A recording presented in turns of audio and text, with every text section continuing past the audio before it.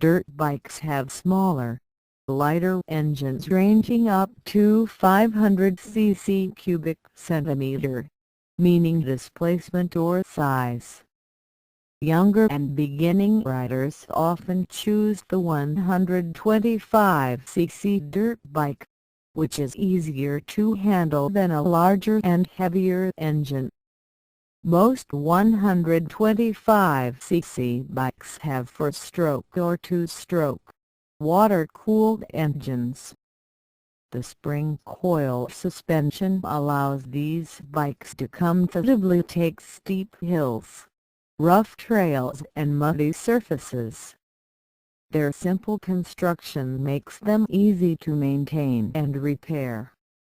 The popular 125cc dirt bikes are made in a variety of engine sizes, with the popular 125cc size coming with no frills.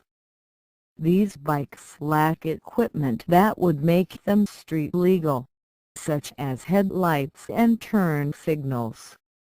They have low ground clearance, about 10 inches at the most, and their small gas tanks hold about a gallon of fuel.